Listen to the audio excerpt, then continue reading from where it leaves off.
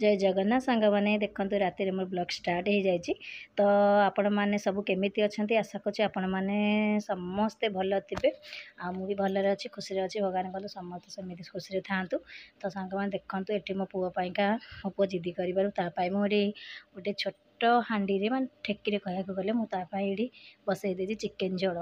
तो मो पुओ सहीटा आमर आसला दीटा माने थिला घरे आमर आगु आसिक रुहे। तो मो पुओ ये जिद्दी करा कौन केमी मोबाइल से देखी कि कौन तो मत कहला मामा मोर ये तुम चिकेन तरकारी बनई दब। सो मत मे भी 4-5 दिन है आगुरी कहलानी हेले मुझे कथा शुणु नी।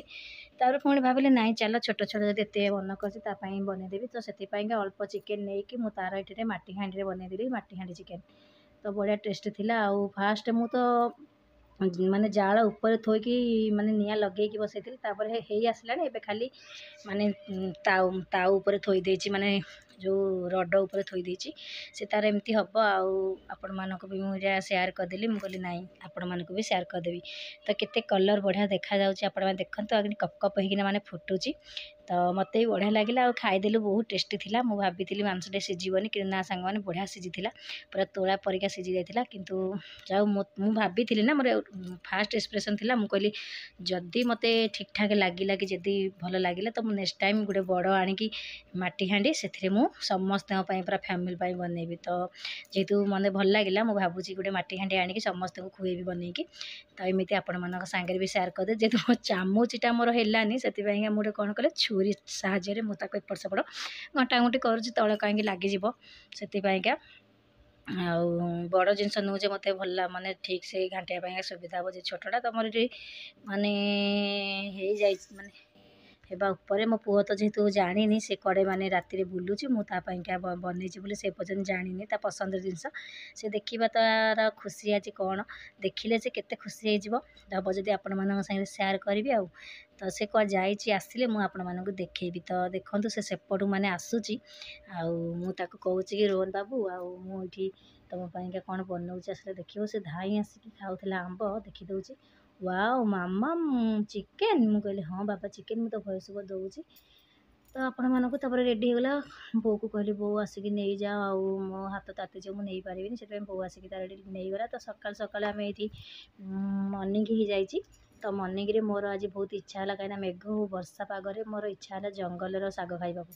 ଜଙ୍ଗଲର ଗୋଟେ ଶାଗ ଅଛି ଏଇ ଶାଗଟା ଏତେ ମାନେ ଟେଷ୍ଟି ମୁଁ ମାନେ ମୋର ବହୁତ ପସନ୍ଦ ସେ ଶାଗଟା।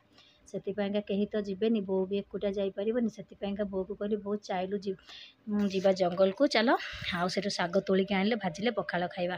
ଆଉ ସେଥିପାଇଁ ବୋଉ ଆଉ ମୋ ନଣନ୍ଦ ଆମେ ବାହାରି ପଇଲୁ ଜଙ୍ଗଲ। ତ ଦେଖନ୍ତୁ ଭିୟୁଟା କେତେ ସୁନ୍ଦର ଆସୁଛି ନା ମେଘୁଆ ବର୍ଷା ପାଣି ମାନେ ବର୍ଷା ବି ହେଇଯାଇଥିଲା ରାତିରେ।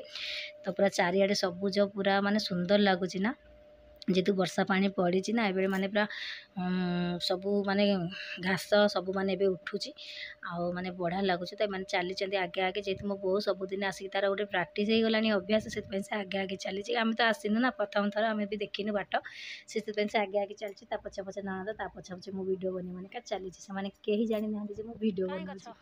ତ ଏମିତି କଥା ସେଥିପାଇଁକା ବୋଉ ଦେଖିଛି ସେଥିପାଇଁକା ଆମେ ଆସିଛୁ। ତ ଫାଇନାଲି ମୋତେ ଲାଗୁଛି ବୋଧେ ଆସିକି ପହଞ୍ଚିଗଲୁ। ତ ପୁରା ଜଙ୍ଗଲ ସେପଟେ ଜଙ୍ଗଲଟା ଅଛି ଘନ ଜଙ୍ଗଲଟା ଏପଟେ ହାଲକା ହାଲକା ମାନେ ବୁଦୁବୁଦିଆ ବିଲ ବାହାଳ। ସେଥିପାଇଁକା ଆପଣମାନଙ୍କ ସାଙ୍ଗରେ ଦେଖନ୍ତୁ କେତେ ସୁନ୍ଦର ଲାଗୁଛି। ମୁଁ ଶାଗ ତୋଳିବି କ'ଣ ଯେତେ ସୁଲସୁଲିଆ ପବନ ଆଉ ବିଲରେ ଜାଣିଥିବେ କେତେ ମସ୍ତ ପବନ ହୁଏ। ମୁଁ ତ ଏଇ ପବନରେ ମୁଁ ମାନେ କୁହନ୍ତୁନି ଏତେ ମଜା କରୁଥିଲି ଆଉ ଏତେ ମାନେ ମେଘୁଆ ପାଗ ଖରା ନାହିଁ ପୁରା ଅନ୍ଧାର ପାଗ ସହିତ ଆଉ ପୁରା ପବନ ପୁରା ମସ୍ତ ପବନ। ସେଥିପାଇଁ କି ଟିମିଣି ଦେହ ଚଢ଼ିଯିବନି ଗଛରେ ଛୋଟ ଗଛଟା। ତ ଏଇ ଗଛର ସେପଟେ ଅଛି ଗୋଟେ ନଟା ଟାଇପ୍ର। ତ ଏଇ ଗଛଟା ନୁହଁ କିନ୍ତୁ ଏ ଗଛକୁ ସେ ଗଛଟା ଲାଗିକିନା ହେଇଛି ସେଥିପାଇଁକା ସେ ଗଛରେ ଚଢ଼ିଯିବ ଆଉ ଚଢ଼ିକି ସେ ତାର କ'ଣ କରୁଛି ଆପଣମାନେ ଦେଖନ୍ତୁ। ଆଉ ମୁଁ ତ କିଛି ସମୟ ପରେ ମାନେ ମଜା କଲି। ତାପରେ ମୋ ବୋଉ କହିଲା ଆସେ ତୋଳ ଜଲ୍ଦି ଯିବା ହାରି ବର୍ଷା ହେବ। ସେଥିପାଇଁ ମୁଁ କହିଲି ମୁଁ ବି ଚାଲିଗଲି ତୋଳିବାକୁ। ତ ଦେଖନ୍ତୁ ସେ କେମିତି ତୋଳିକି ମାନେ ତୋଳି ପକାଉଛି। ମୋତେ କହିଲା ଭାଉଜ ଲୋ କାହିଁ କିଛି ତ ନାହିଁ ଆଉ ବୋଧେ କିଏ ନେଇଯାଇଛି। ମୁଁ କହିଲି ହେ ଆସିଛି ମାନେ ଆଉ ଖାଲି ହାତରେ ଯିବାର ନାହିଁ ଯାହା ହେଲେ ବି ନେଇକିନା ଯିବା। ତ ଦେଖନ୍ତୁ ଏଇଟା ହିଁ ସେ ପତ୍ରଟା ମୁଁ ଆପଣମାନଙ୍କୁ ଦେଖାଉଛି। ତ ଦେଖନ୍ତୁ ପୁରା କେତେ ସୁନ୍ଦର ଦେଖାଯାଉଛି ନା। ଆଉ ଏଇ ଶାଗଟା ଆପଣମାନେ ଖାଇବେ ନା ଏତେ ଗୋଟେ ତାର ଗୋଟେ ଅଲଗା ପ୍ରକାର ଗୋଟେ ବାସ୍ନା ଆଉ ଏତେ ମାନେ ଆପଣମାନେ ଜିରା ସୋରିଷ ଦେଇ ରାଇ କରିପାରିବେ ପ୍ଲସ୍ ତାକୁ ବାଇଗଣ ଯେତେ ସବୁ ପରିବା ଅଛି ପକାଇ ପାରିବେ, ଖାଲି ବି ଭାଜି ପାରିବେ। ଆଉ ପଖାଳ ଭାତ ସହିତ ଏତେ ଟେଷ୍ଟି ଆପଣମାନଙ୍କୁ କ'ଣ କହିବି, ଓହୋ କହିଲା ବେଳକୁ ମୋ ପାଟିରୁ ନାଳ ବାହାରି ଆସୁଛି। ଆଉ ମୋର କିନ୍ତୁ ଏଇ ଶାଗଟା ବହୁତ ପସନ୍ଦ, ମୋର ବହୁତ ପସନ୍ଦ କାହିଁକିନା ମୁଁ ଛୋଟବେଳୁ ଏଇ ଶାଗଟା ହିଁ ଖାଇ ଆସୁଛି। ଆଉ ଏବେ ନୁହେଁ ଯେ ମୁଁ ଛୋଟବେଳୁ ଖାଇ ଆସେ, ମୋର ସେଠି ବାପା ମା ଆଣିକି ମାନେ ଆଣନ୍ତି ଜଙ୍ଗଲରୁ, ମୁଁ ଖାଇଛି ବହୁତ ଥର। ଶାଶୁଘରକୁ ତ କେହି ଆଣନ୍ତିନି ଯେହେତୁ ମୋ ବୋଉ ଏଠି ରହୁଛି, ବୋଉ ଯେତେବେଳେ ଜଙ୍ଗଲ ଯାଏ ଏମିତି ଯୋଡ଼େ ଯୋଡ଼େ ନେଇକି ଆସେ, ଆଉ ଏମିତି ମୁଁ ଖାଏ। ତ ଦେଖନ୍ତୁ ଏଇ ପତ୍ରଟା, ଏଇଟା କି ପତ୍ର ଆପଣମାନେ କହିବେ। ଆଉ ମୁଁ ଲାଷ୍ଟରେ ଆପଣମାନଙ୍କୁ କହିଦେବି କି ଏଇଟା ମାନେ କି ମାନେ କେଉଁ ଶାଗ।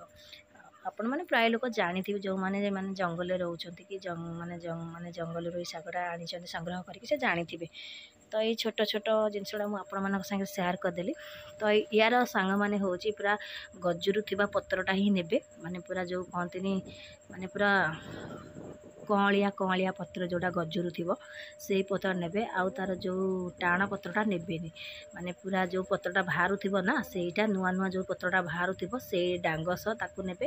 ଆଉ ତାକୁ ପୁରା ପିଓର ଚୁନ ପୁରା କରିକି ପୁରା ପ୍ଲେନ୍ ଭାବରେ କାଟିକି ଭାଜିବ। ୱାଓ, ଯେହେତୁ ଏଇଟା କଣ୍ଟା ଟାଇପ୍ର, ତ ମୋ ପଛପଟେ ସେ ଲାଟକିକିନା ଥିଲା। ମୁଁ କହିଲି ବୋଉ ମରିଗଲି, ମୋ ବେକ ମୋ ପୁରା ବ୍ଲାଉଜ୍ରେ ପୁରା ଲାଗିଯାଇଥିଲା। ଆଉ ଏତେ ପବନ ହେଉଛି, ମୁଣ୍ଡରେ ଓଢ଼ଣା ରଖେଇ ଦେଉନି। ଆଉ ଜଙ୍ଗଲରେ ବା କିଏ ଅଛି ଯେ ଦେଖୁଛି। ଆଉ ଏଠି ମୋତେ ତ ଖାଲି ପାଟି କରୁଛନ୍ତି, କାହିଁ ବେକାର ଭିଡ଼ିଓ ବନାଉଛୁ, ତୋଳ ହେଲେ ମୁଁ ମଝିରେ ଟିକେ ତୋଳି ଦେଉଛି, ପୁଣି ଯାଇକି ଟିକେ ରିଲ୍ସ ବନେଇ ଦେଉଛି, ପୁଣି ଟିକେ ତୋଳି ଦେଉଛି, ପୁଣି ଯାଇକି ରିଲ୍ସ ବନେଇ ଦେଉଛି। ଆଉ ମୁଁ କହିଲି ଏମିତିଆ ମୌକା ତ ମୁଁ କେବେ ବିଲ ବାହାରକୁ ଏତେ ଆସେନି, ବାସ୍ ଧାନ କଟାକଟି ଟାଇମ୍ରେ ହିଁ ଆସେ। ମୁଁ କହିଲି ଏତେ ଦିନରେ ଆସିଛି ତ କିଛି ଭିଡ଼ିଓ ତ ବନେଇବାକୁ ପଡ଼ିବ ନା, ସେଥିପାଇଁକା ମୁଁ ମୋର କ'ଣ କହିଲି ସାଙ୍ଗମାନେ, ମୋତେ ତ ଦେଖାଯାଉନି, ଆଉ ମୋତେ ତ ଯାହା ମିଳୁଛି ମୁଁ ମାନେ ସରୁ ମାନେ ତାର କଅଁଳିଆ ପତ୍ର ତୋଳିବି କ'ଣ, ମୁଁ ଯାହା ପାଇଲି ତାହା ତୋଳି ପକେଇଲି। ତ ମୁଁ ଡାକୁଛି ଆସ ଯିବା, ଆଉ ତ ନାହିଁ, ଆଉ କ'ଣ ପାଇଁ ରହିବା, ଚାଲ ଯିବା ହାରି। ପୁଣି କହୁଛି ନାଇଁ ରୁହ ଟିକେ ବସିବା ଯିବା। ଆଉ ବଢ଼ିଆ ପବନ ହେଉଛି, ଦେଖୁଥିବେ ଆପଣମାନେ। ତ ସେପଟେ ମୋ ବୋଉ, ଆଉ ଉପରେ ମୋ ନଣନ୍ଦ, ତଳେ ତ ମୁଁ। ଆଉ ମୁଁ ଦେଖୁଥିବେ ମୁଁ ବେଶୀ କିଛି ତୋଳୁନି, ମୁଁ ଖାଲି ଭିଡ଼ିଓ ବନେଇବାରେ ବ୍ୟସ୍ତ। ଆଉ ସିଏ କେତେ ଆରାମସେ ଦେଖନ୍ତୁ ଚଢ଼ି ଯାଇକି ସେ ତାର ଚଲେଇଛି। ତ ଦେଖନ୍ତୁ ବାହାରର ଭିଉ। ଆଉ ସରିଗଲା ଆମର ଶାଗ ତୋଳା। ଏବେ ଆମେ ବାହାରିବୁ, ଆସିଲୁ ଗୋଟେ ବାଟରେ, ଯିବୁ ଗୋଟେ ବାଟରେ। ଏବେ ଆମେ ବାହାରିଲୁ ଘରକୁ ଯିବା ପାଇଁକା। ମୁଁ ଆପଣମାନଙ୍କ ସାଙ୍ଗରେ ସେୟାର କରିଦେଉଛି, ଲାଷ୍ଟ ମାନେ ସରିଲା ଘରକୁ ଯିବି ହାରି। ତାପରେ ଆଉ ଭିଡ଼ିଓରେ ଯାହା ଦେଖିକି ଏନ୍ଜୟ କରିବି ଯେ ଏମିତି ଆମେ ଯାଇଥିଲୁ, ଏମିତି ଶାଗ ତୋଳିଲୁ, ଏମିତି ମାନେ ମଜା କଲୁ। ତ ଏଠି ଆମେ ଗୋଟେ ବୋଉ କହିଲା ଚାଲ ରାସ୍ତା ପଟେ ଯିବା ହାରି, ଆଉ ବିଲ ପଟେ ଯିବାନି, କାହିଁକିନା ବିଲ ବହୁତ ଓଦା ହେଇଯାଇଛି, ଆଉ ହଳ ବୁଲି ଯାଇଛି। ସେଥିପାଇଁକା ମାନେ ପାଦରେ ପୁରା ଚପଲରେ ପୁରା କାଦୁ ଲାଗିଯାଉଛି, ଚାଲିବା ପାଇଁକା ଟିକେ ମାନେ ଅସୁବିଧା ହେଉଛି। ସେଥିପାଇଁକା ଆମେ ଏଇ ରାସ୍ତା ଗୋଟେ ଅଛି, ସେଇ ରାସ୍ତା ଦେଇକି ଆମେ ଯିବୁ ହାରି।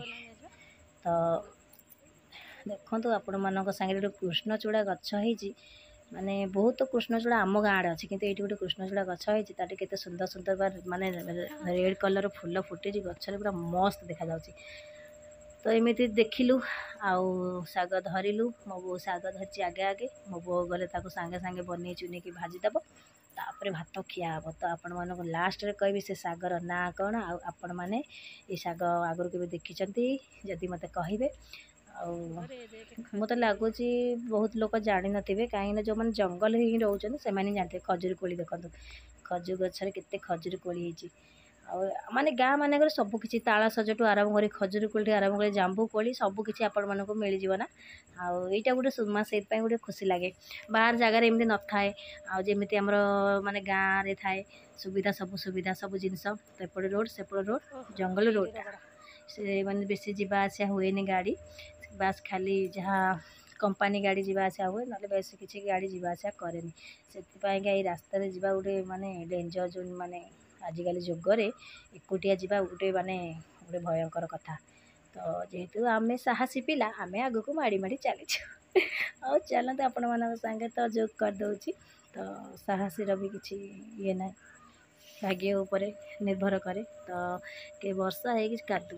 ତ ସାଙ୍ଗମାନେ ଫାଇନାଲି ଘରେ ଆସିକି ମୋ ବୋଉ ଭଜାଭୁଜି କରିଦେଇଛି। ଆଉ ଏତେ ଭୋକ ଅସମ୍ଭାଳ ଯେ ଆପଣମାନଙ୍କୁ ମାନେ କେମିତି କ'ଣ ରେସିପିଟା ସେୟାର କରି ପାଇଲିନି। ସେଥିପାଇଁକା ଦେଖନ୍ତୁ ସାଙ୍ଗମାନେ, ଏ ଶାଗର ନାଁ ହେଉଛି ଭଦଳିଆ ଶାଗ। ଭଦଳିଆ ଶାଗ, ଆଉ ଏଇଟା ଜଙ୍ଗଲରେ ହିଁ କେବଳ ଦେଖା ମାନେ ମିଳେ, ଆଉ କେଉଁଠି ତାକୁ ମିଳେନି, କେଉଁଠି ସେ ଆଉ ମିଳେନି, ଜଙ୍ଗଲରେ ହିଁ ମିଳିବ। ତା ନାଁ ହେଉଛି ଭଦଳିଆ ଶାଗ। ଆଉ ତାର ଗୋଟେ ଅଲଗା ପ୍ରକାର ଗୋଟେ ବାସ୍ନା। ଯେଉଁମାନେ ଶାଗର ମାନେ ଏଇ ଶାଗ ଖାଇଛନ୍ତି ଆଉ ଦେଖିଛନ୍ତି ପ୍ଲିଜ୍ ମୋତେ କମେଣ୍ଟ ମାଧ୍ୟମରେ ଜଣେଇବେ। ମୁଁ ତ ଜାଣିଛି ମୋର ବେଶୀ ମାତ୍ରାରେ ଭିଉ ଯାଉନି, ଯେତିକି ଜଣ ବି ଦେଖିବେ ମୋତେ ଏଇ ମାନେ ଜଣେଇବେ। ତା ସାଙ୍ଗକୁ ଡାଲମା ଆଉ ଯେଉଁ ଆମ୍ବୁଲ ପାଗ ତା ସାଙ୍ଗରେ ଧନିଆ ପତ୍ର, ରସୁଣ, ପିଆଜ, କଞ୍ଚା ଲଙ୍କା ପଡ଼ିକି ମସ୍ତ ପାଗଟେ ହେଇଛି।